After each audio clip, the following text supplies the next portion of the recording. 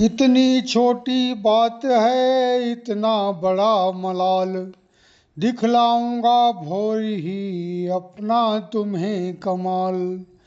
पुत्रेष्टि यज्ञ करवाऊंगा जिससे संतान सुहानी हो, अभिशाप खत्म सारा कर दूं ऐसी लीला बरदानी हो। बाबा जी के कथनानुसार मंत्री ने कर दी तैयारी, पौ फटते फटते माटी में चल पड़ा यज्ञ मंत्रोच्चारी। संपन्न यज्ञ जिस समय हुआ खुशियों का नहीं ठिकाना था, सातों कुंडों में सात सुता उपजी आकर्षक बाना था। उस क्षण का वर्णन करने में लेखनी मेरी है सकुचाती, सुरपुर से कहीं अधिक सुंदर आकर्षक लगता गढ़माती। भाइयों नमस्कार, मैं हूं सतीश मिश्रा चूक और आपको सुना रहा हूं मातोश्री गंगा देवी जी की कथा, जो मेरी पहली पुस्तक मातोश्री गंगा देवी जो 1994 में प्रकाशित हुई थी, उस पुस्तक का दूसरा भाग आपको आज सुना रहा हूं। ध्यान दीजिए। होते होते हो गए यूं कुछ वर्ष व्यतीत, बड़ी हुई सब लाडली लेकर भाव पुनीत। नृप के शासन की कहीं मिलती नहीं मिसाल, दानशीलता दया के सागर थे भूपाल। थी सैन्य बड़ी साम्राज्य श्रेष्ठ, नृप वेणु यशस्वी भारी थे। उत्पीड़न नहीं प्रजा का था, बेदयावान सत्यधारी थे। सीधे पलड़े से अन्न जरूरत पर जनता को देते थे, वापसी अगर वो लेते तो उल्टे पलड़े से लेते थे। याचक ने कभी खाली लौटा, जिसने जो मांगा पाया वह। दुर्भिक्ष अकाल कहीं ना था, जिसको जो भाया खाया वह। शासक के कर्मी सेवक वन सबके सब कष्ट मिटाते थे। अन्याय भगा था चुपके से, सब न्यायशील दिखलाते थे। कृषक वर्ग साम्राज्य में रहता था खुशहाल, टैक्स माफ था भूमि का देते थे बसुफाल। घिस चुके हलों के फालों को दे नए तुरंत पा जाते थे। वाणिज्य कर्म भी उत्तम था, रोजगार सभी को भाते थे। ऋषि मुनि भी प्रवचन करते थे, ब्राह्मण भी यज्ञ रचाते थे। घर घर था मंगल शांति सदा, गुण सभी वेणु के गाते थे।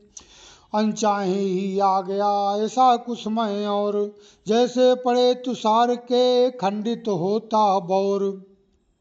बुंदेला नामी कामसाह भारी योधा कहलाता था, जिसकी बू पाते ही नाहर मेमना सरिस बन जाता था। यश कीर्त सुनी जब माती की, भूपाल वेणु सतधारी हैं। धन दौलत की कुछ कमी नहीं, सुंदर पतिव्रता नारी है। सतबल से पुरैन पर चढ़कर कच्चे घट हैं भर लाती जो, निज रूप रंग से जन्नत की हूरों को सदा लजाती जो। सुगढ़ सलोनी नाजनी तबीयत की गुलफाम, आकिल दानिश मंदयती नृपति वेणु की बाम। होठों पर रस अंगूरों का, नासिका नुकीली करवाली। गेसु काले अर घुंघराले, भौहें कमान सी मतवाली। आवाज कोकिला की मिसाल, दाड़िम से चमके दांत घने। दिन रात आह भरता रहता था, देख मानिनी के सपने। दीवाना होकर काम साहले, सैन्य बड़ी चढ़ आता है। माती गड़िया कर घेर लिया, देखो क्या करे विधाता है। नाकेबंदी कर पत्र लिखा दो, आधा माल खजाने का। निज रानी की डोली भेजो, है हुक्म तुम्हें मर्दाने का। पर उठा जोश में नृप पढ़कर संदेश पत्र उस पापी का, तमा उठा मोहक चेहरा उस क्षत्रिय पुत्र पर तापी का। सेनापति सेना सहित भेज खुद जिरह और बख्तर पहने। तेगा तलवार तवल सज्जित कर लिए सभी रण के गहने। तीरों पर तीर चले तेगों पर तेगे खट खट खट खट के। कोई अपने भुजबल से ही धरती पर दुश्मन को पटके। कोई दाढ़ी सिर पकड़ शत्रु को चारों ओर घुमाता है। पल भर में उसकी सांसों का टूटता जगत से नाता है। जिसका बखान करना मुश्किल इतना भीषण संग्राम हुआ। उस बादशाह का खाना पीना सोना सभी हराम हुआ। भोपाल सैनिकों ने जमकर जौहर ऐसा था दिखलाया। नृपकाम शाह का सारा दल दिल ही दिल में था घबराया। कोई मुरादपुर महादेव कोई बागर की ओर भगा। सबकी उम्मीदें टूट चली जब सांसें देने लगी दगा। कोई लोथों में दुबक गया कोई जंगल को भाग गया। सबकी दुनियादारी छूटी जुड़ जीवन से बैराग गया। लोहू का मार कई टीका तन भगवा बसन रचाते हैं।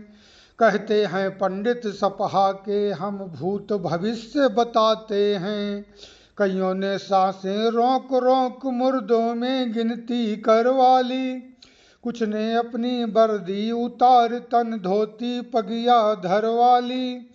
कवि ने जिस तरह सुना वर्णन बस उसी भांति कर डाला है।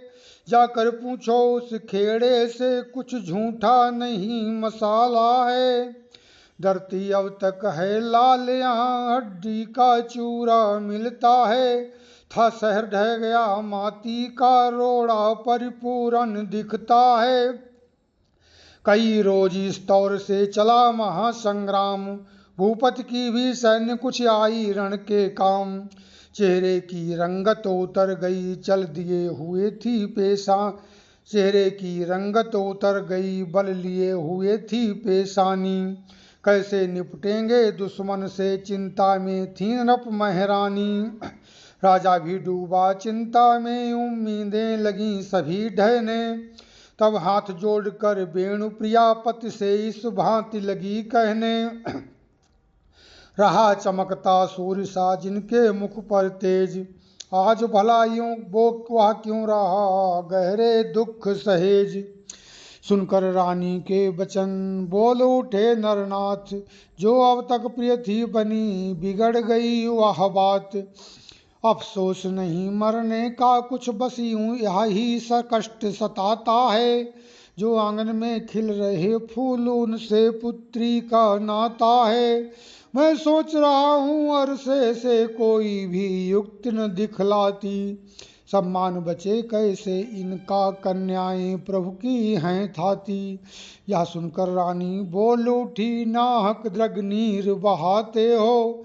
बतलाती हूँ उत्तम उपाय क्यों कर निज हृदय जलाते हो। बालाओं संग जल में समाधि ले लो सिल रख कर छाती पर। तिल भर भी दाग नहीं आएगा इसके दीपक की बाती पर। अथवा माया में फंसी हुई त्यागो इन मोह बलाओं को। ले जाकर अपने साथ विपिन में आओ छोड़ सुताओं को। विपिन माने जंगल। दुख तो होगा बेशक लेकिन इज्जत पर आँच न आएगी। यह समय न विचलित होने का जग कीर्ति अमर हो जाएगी। पाने को कुछ खोना पड़ता दुनिया की रीति पुरानी है। बलिदान चढ़ा दो ममता को यदि बिगड़ी बात बनानी है। समझ तकाजा वक्त का हुए भूप तैयार। सभी बेटियों को बुला करने लगे दुलार।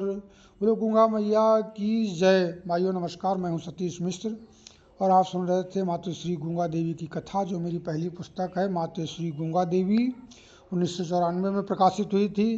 कल आपको सुनाएंगे कि राजा किस तरह देवियों को जंगल में छोड़ के आते हैं और युद्ध का विराम होता है। आगे की संपूर्ण कथा अगले तीसरे भाग में आपको सुनने को मिलेगी। बोलो गंगा मैया की जय।